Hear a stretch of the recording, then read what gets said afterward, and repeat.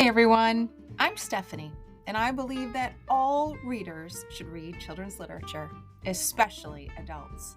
So that's what we do on the KidLit Love podcast.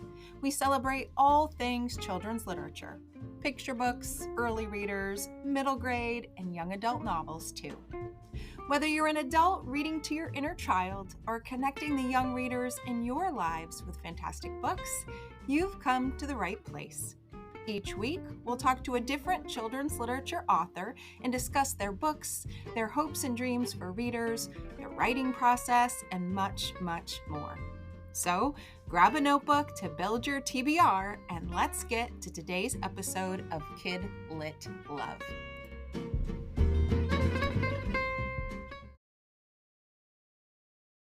Hey everyone, welcome back to the KidLit Love podcast. I'm Stephanie, your KidLit loving host, inviting you back for another bookish conversation with a children's literature author.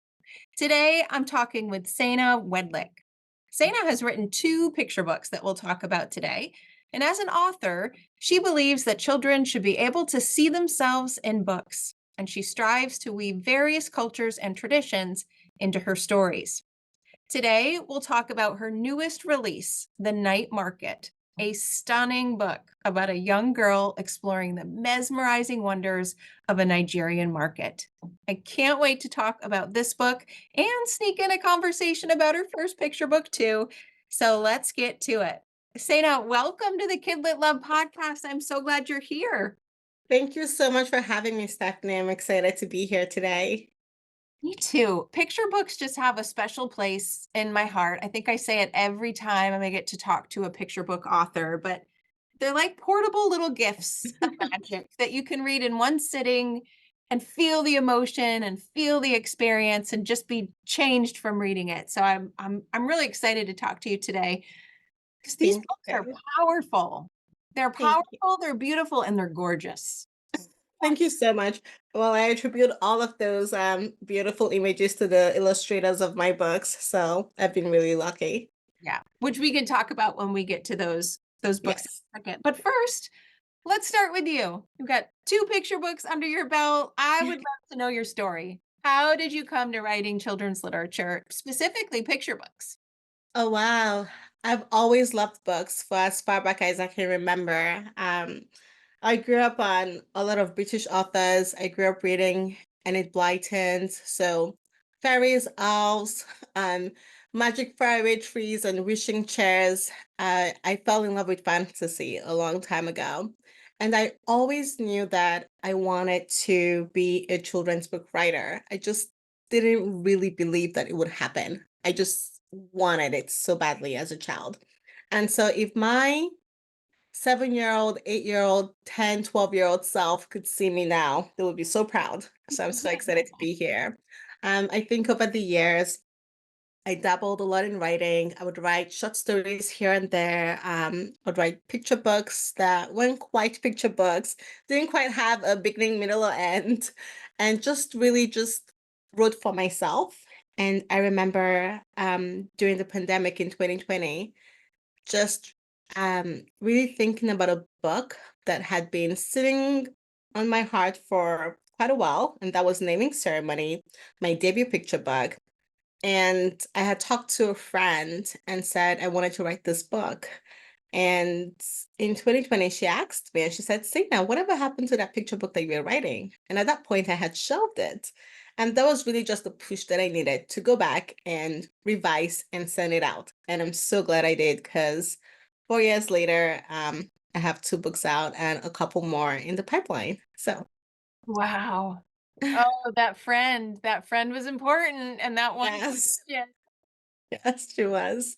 Wow. I love hearing too, because I've heard other authors on the podcast talk about it, that even though the pandemic was, of course, a very difficult, challenging, all sorts of things kind of time, a lot of people came to realize that the thing that they really wanted to do and the way that they really wanted to spend their time was on their heart, but not necessarily in reality. And a lot of authors, I think, Yeah. started or dusted off or reincarnated that dream that they had. And so I love hearing that such a difficult time for the world ended up Right. having a nice lining for you too.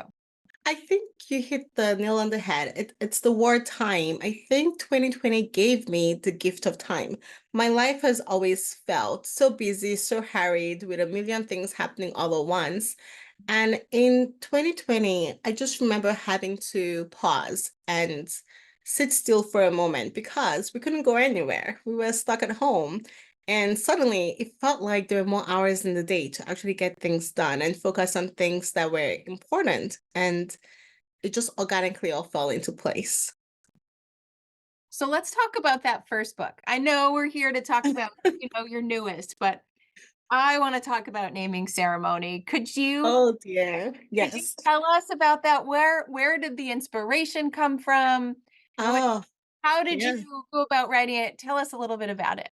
I really mean it when I say naming ceremony is the book of my heart. It's really a love letter to my children. Um, I remember when my daughter was born, my son was about 18 months old. He was just a year and a half. So he was just a little boy himself. And I remember thinking, I wonder what he would name his sister if he could. And in my culture, so I'm Nigerian. I grew up in Nigeria, and as part of my culture, when kids are born, a few days after they're born, family and friends come together to give the baby a gift of a name. And in our culture, traditionally, it's adults and elders who are involved in this process of coming together to celebrate the birth of a new child, welcoming them into this community. It's really fun tradition. It's very celebratory, where there's lots of music, food, there's prayers and blessings for the child. Symbolic items are giving out. So like maybe honey or sugar to represent sweetness in the child's life. Salt can symbolize like preservation, maybe endurance. Cola nuts symbolizes longevity and unity. There's all these symbolic elements that go into a naming ceremony. And it just depends on your culture and what ethnic group you belong to. So lots of feasting, family, it's fun. And typically, for most traditional naming ceremonies, people don't know the name of the child until the naming ceremony, when the parents reveal what name they've picked for the kid and everyone else brings a name for the child. And I remember when my daughter was born and we were getting ready for her naming ceremony, or my family's version of what we wanted to do for her. I remember looking at my son and thinking, I wonder what he would name his sister if he could. And I felt so sad for him that he was too young to participate and he wasn't going to be able to help name his little sister because he was so young. And that was the settling for naming ceremony. So yeah, that's how I came up with the concept of writing this book about a little girl who tries to come up with the perfect name for her baby sister. The book is beautiful. Thank you. It's beautiful. As I was reading it, I was just in my head thinking, I want this. I would have loved this. It's such a beautiful tradition. Like you said, there's food, there's family, there's Yeah, friends, there's gifts of names and gifts that yes. present something big and it's welcoming and it just I could feel Yeah. the love. I could feel Wonderful. I'm so glad. I'm so happy to hear you say that because this version of naming ceremony was really a mirror of my family's own naming ceremonies. My family is very multicultural. Um, we invited our family and friends from all over the world, and I really opened up this tradition to them. So my children have names from all over the world. And while a very traditional Nigerian naming ceremony has these very symbolic traditional aspects, it's very different in the book. You get to see these presents that these friends bring that symbolize different things. And for me, it was just really important that I wrote a story that seemed more authentic to the experience that my children had. And I just had so much fun writing it. I had a lot of fun with it. And I'm so grateful that it got to connect with the right agent and the right editors. This particular book went to auction, which was such a dream come true for me. And as one of the experiences that I had for publication, the editor sent me I don't remember how many, quite a few portfolios of illustrators, and I got to pick in order what illustrators yeah, what illustrators I wanted to work with. And my very first pick was Janine Muhammad, which was really interesting because of all the illustrators that were shared with me, she was newer to the scene. She had just won I've forgotten what, but a really prestigious SCBWI, Society of Children's Book Writers and Illustrators Award. And some of the other illustrators on the list were more tenured, but I just really connected with Janine's art. And for naming ceremony in particular, I just wanted it to be her. So I remember like ranking her as my number one and, writing a very like heartfelt note to my agent about how I really wanted it to be Janine. But if not Janine, I love all these other people just as well.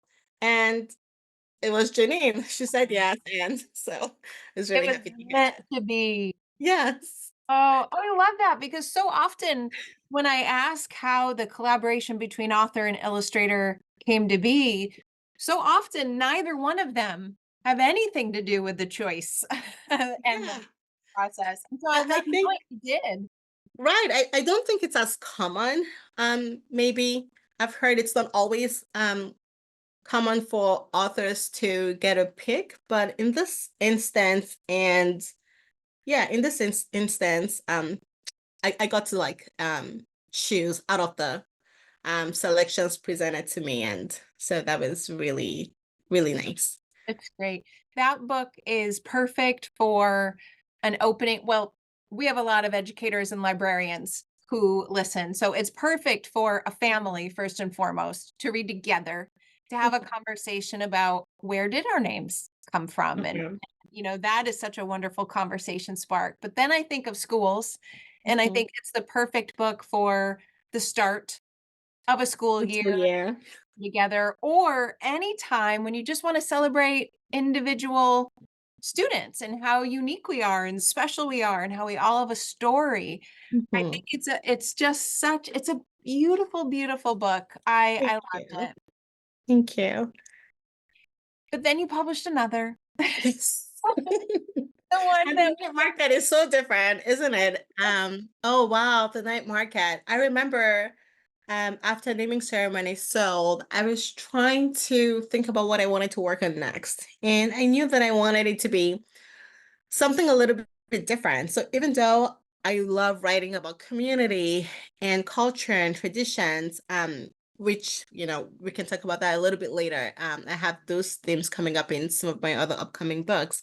But for the night market, I remember thinking, I wanted to touch on those things I loved as a child. I loved fantasy and, you know, having the very mundane, ordinary things seem magical.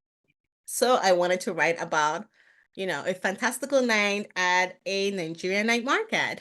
And Nigerian night markets are very interesting in the sense that they're typically Nigerian markets, so day markets, Nigerian markets that open late into the night to accommodate the working class who are working during the day and won't have time to make it to the market. So we sometimes have a few markets that are open really late into the night. And I remember the first time I was out in the market really late. Everything just seemed so much more magical. It just seemed so exciting and interesting to be up late and out of bed. And it was all just very fascinating. And so I took that and ran wild with it. So I had the best time writing the night market.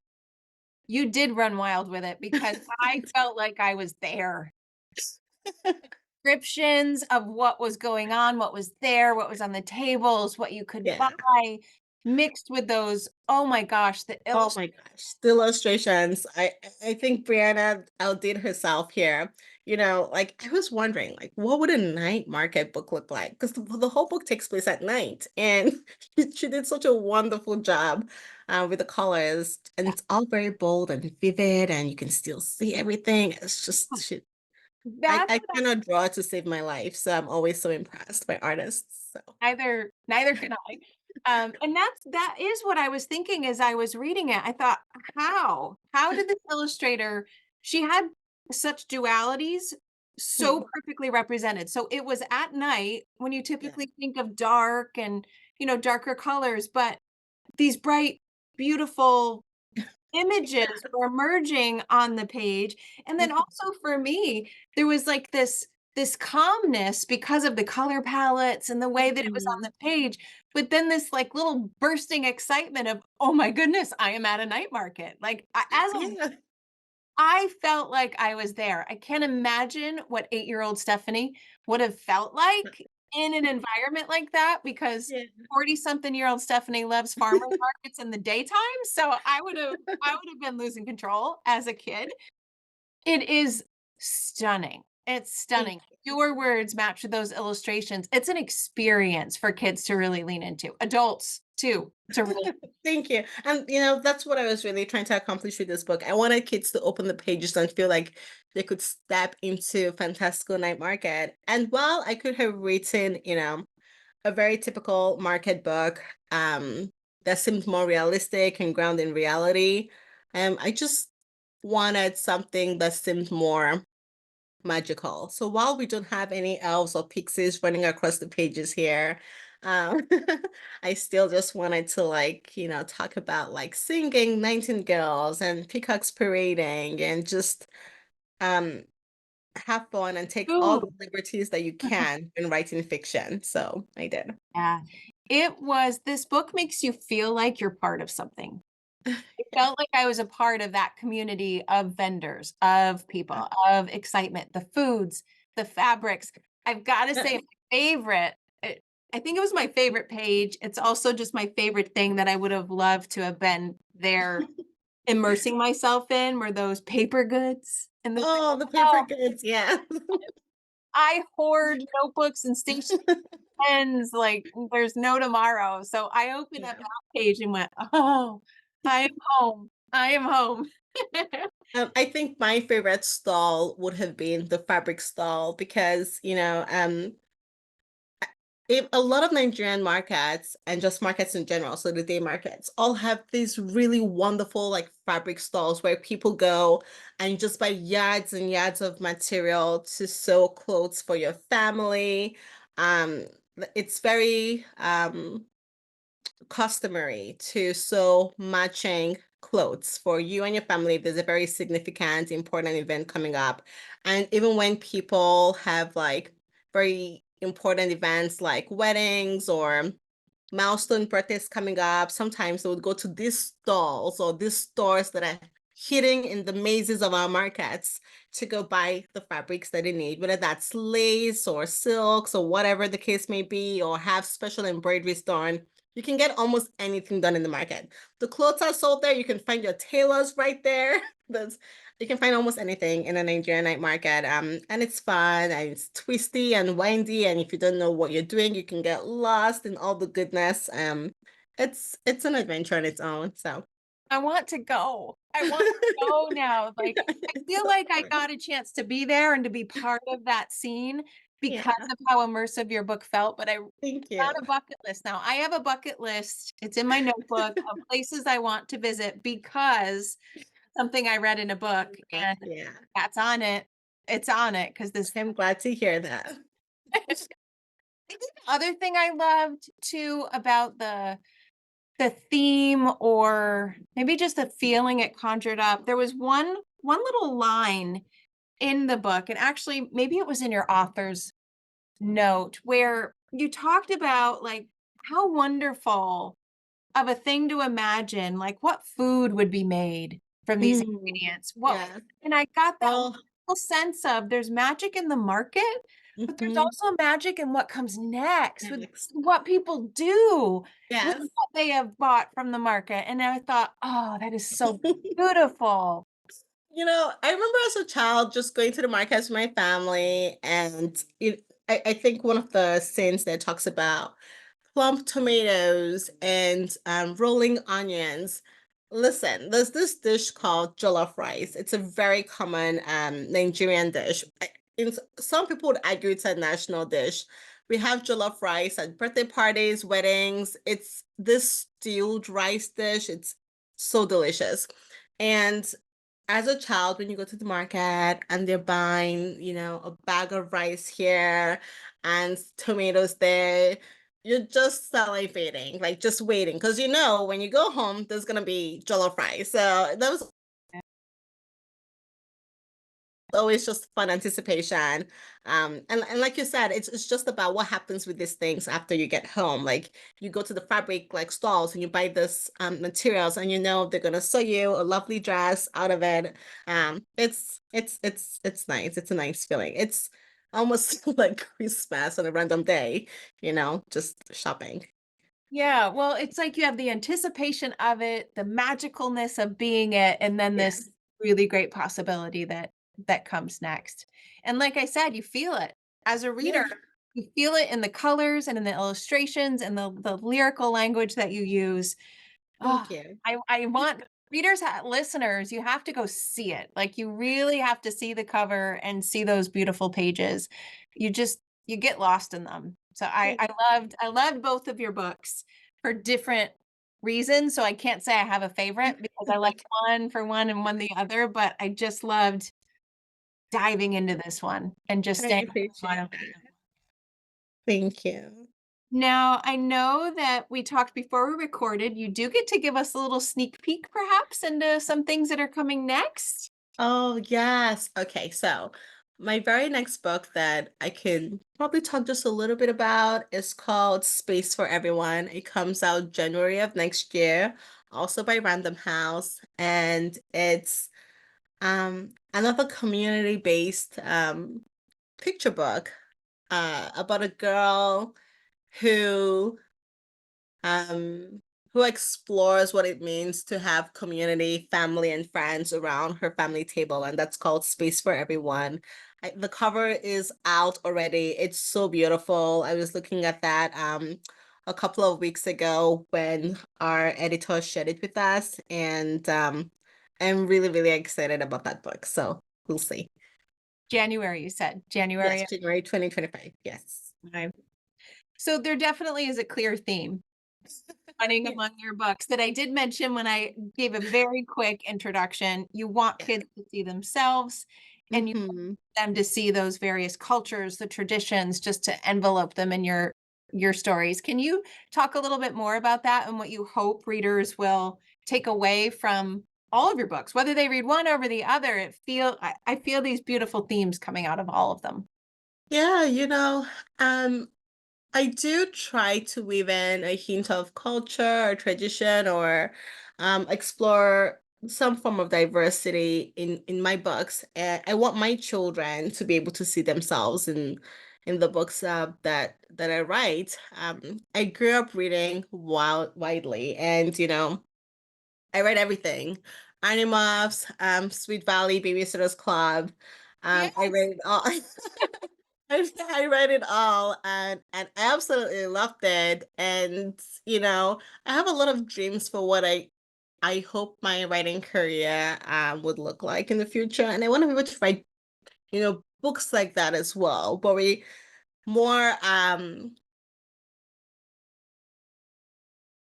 centered characters that maybe look inside are more like my children as well. And with all the wonderful fun and goodness that came with those books.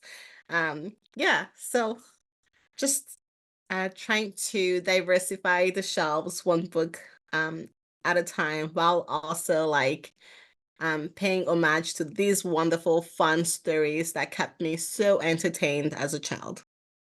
What a beautiful phrase right there. Yeah. Diversify the shelves one book at a time. Everything can change in our lives one book at a time if we just let Yeah. stories really wash over us. Oh, it's beautiful. That's going on a sticky note on my office wall as inspiration. Thank you. Where can listeners find you online if they want to learn more about you and your books or perhaps connect with you on social media? Any place you'd like to direct them? To my website, seinawedlick.com. And also on Instagram, it's just Seina Wedlick. Um, I rarely post. I'm sorry. That's okay. Uh, That's okay. I'm rarely It's online. hard to Yeah. keep up. Yeah, that's where you can find me. So, and my books are up on Amazon or your local indie bookstore as well.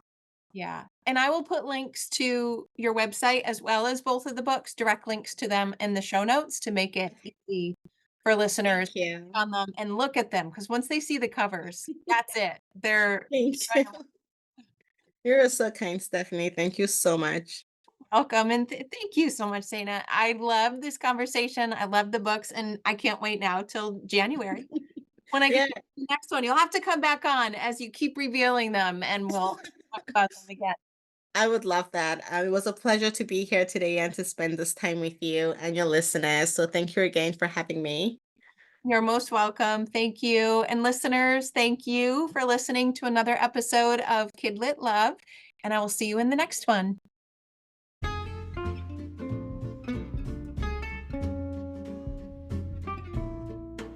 Thanks for listening to today's episode of the KidLit Love podcast.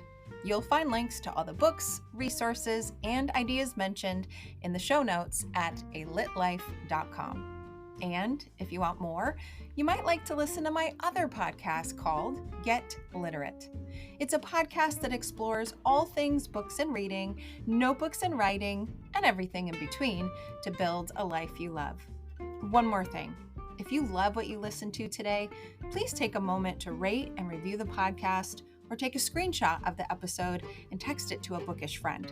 This helps the podcast grow and builds our bookish community of KidLit Love. Thanks for listening.